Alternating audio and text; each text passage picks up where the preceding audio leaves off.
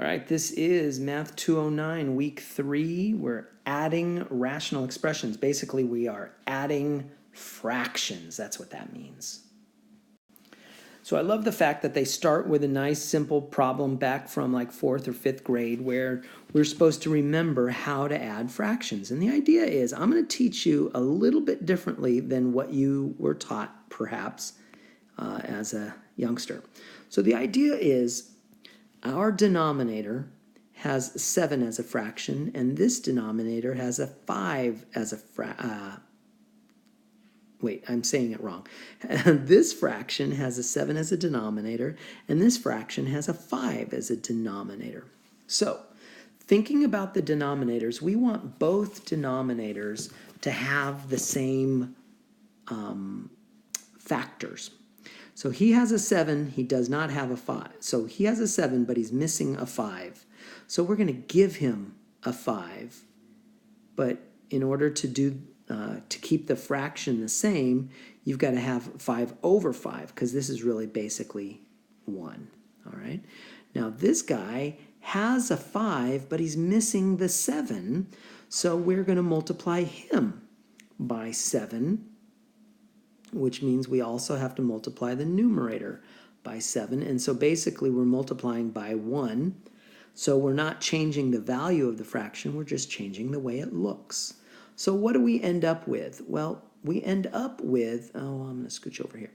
We end up with 30 over 35 plus 28 over 35. All right.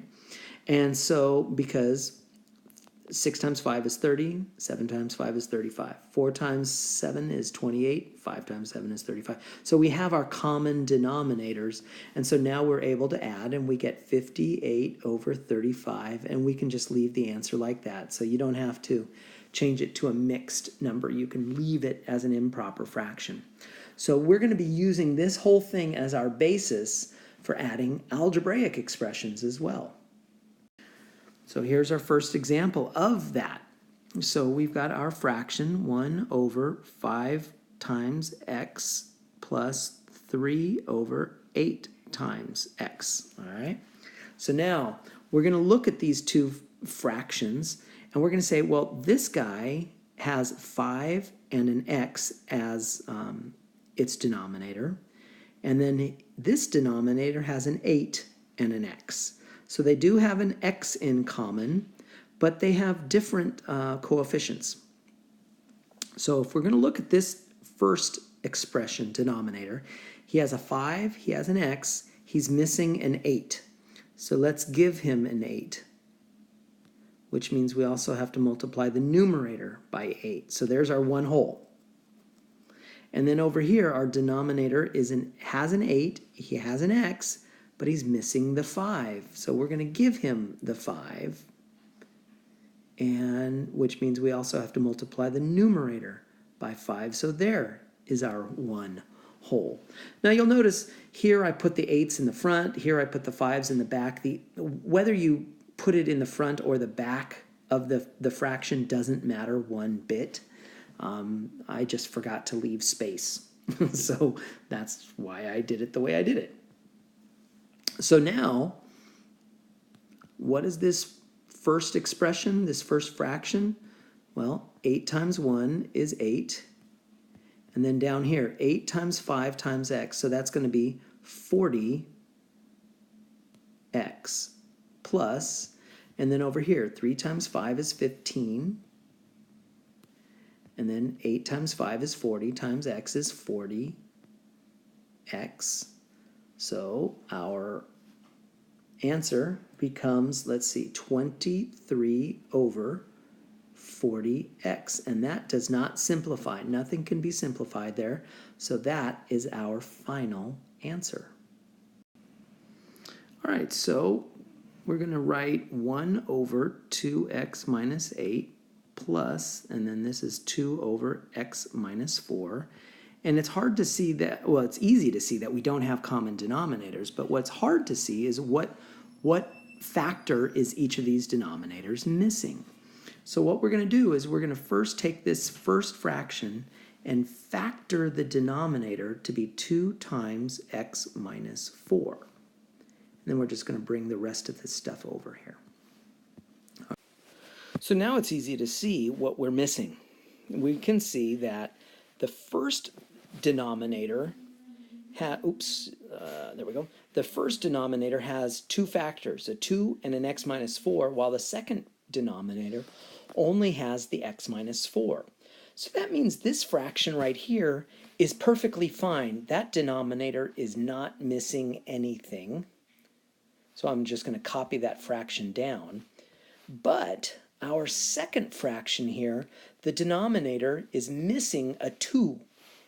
All right, so it's missing a 2. So I'm going to multiply by 2, which means I'm going to multiply the numerator by 2. And so our second fraction becomes 4 over 2 times x minus 4. Now, where the heck did that 4 come from? Well, 2 times 2 is 4. And so now we are ready to add our fractions. We see that they have common denominators of 2 times x minus 4. And then our numerator, 1 plus 4, is 5. And there is our answer. So that original expression simplifies to 5 over 2 times x minus 4. They do not want us to multiply this. They want us to leave it in factored form. All right, so, there we go. So we've got 7 over n minus 5 plus, and we've got n over n plus 5. Now these two fractions are really easy for us to see what the denominators are. So this is an n minus 5. He's missing an n plus 5. While this guy has the n plus 5, but he's missing the n minus 5. So let's give each fraction what they need. So this guy has the n minus 5. He's missing the n plus 5, which means I'm also going to multiply the top by n plus 5. And then this guy has the n plus 5, but he's missing the n minus 5. All right, and so that is our fraction. So what do we end up with? So I'm going to do a little bit of simplifying at the same time. So our numerator, no, you know what? Yeah, I am. I'm going to do it this way. So our denominator becomes n minus 5 times n plus 5, all right, because that's what they both have, all right. Now the numerator becomes 7 times n plus 5 plus n times n minus 5. All right, so there we go. And so now we need to use the distributive property right here, and we need to use the distributive property right there to do a little bit of simplifying. So we know our denominator is still n minus 5 times n plus 5. All right, so now we have to multiply. So 7 times n, 7 times 5. So that becomes 7n plus 35. And this becomes plus n squared minus 5n. And so then we know our denominator is still n minus 5 and n plus 5 being multiplied by each other. But we're not going to multiply because the answer is going to be, they want it in factored form. So this numerator, you got positive n squared, so that's going to be n squared. And then let's see, we've got positive 7n minus 5n, so that becomes plus 2n.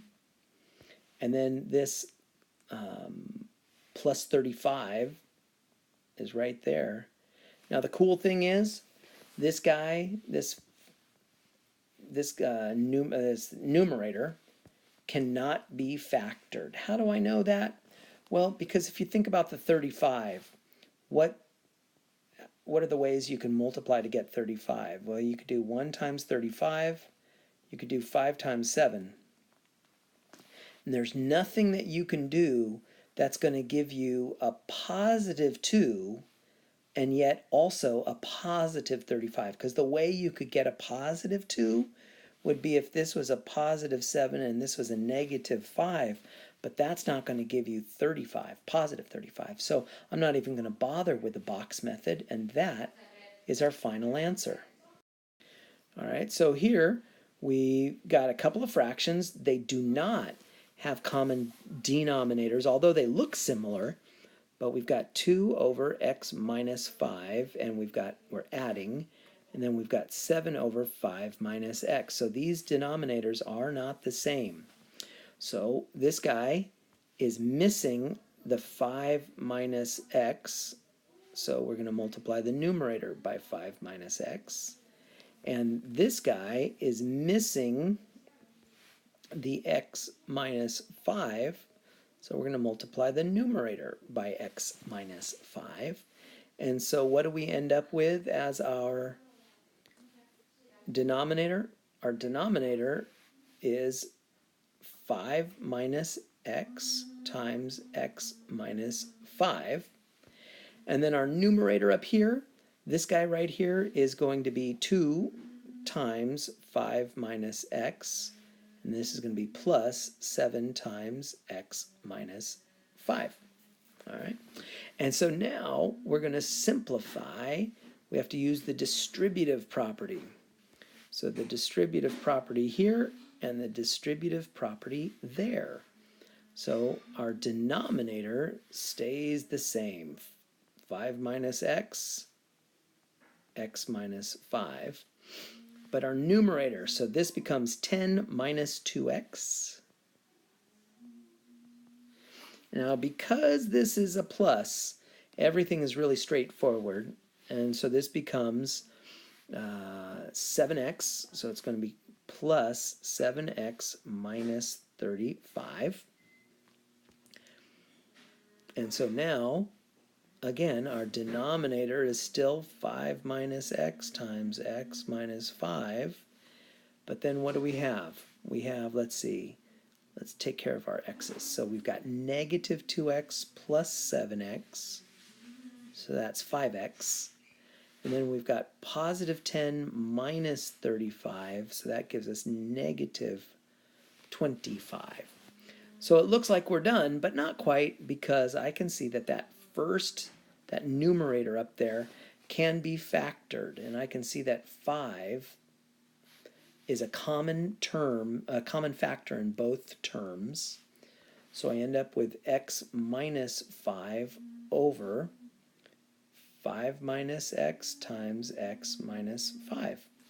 And check that out. That is our one whole. This guy and this guy cancel out to get one whole. So our final answer is 5 over 5 minus x. And there you go. There's your answer. A lot of work. A lot of work. Look at all those steps to get. So you started here. You had to get your common denominators. Then you had to use the distributive property. Then you had to combine your like terms. Then we had to factor and cancel out. And then we ended up with our final answer. That's a lot of work.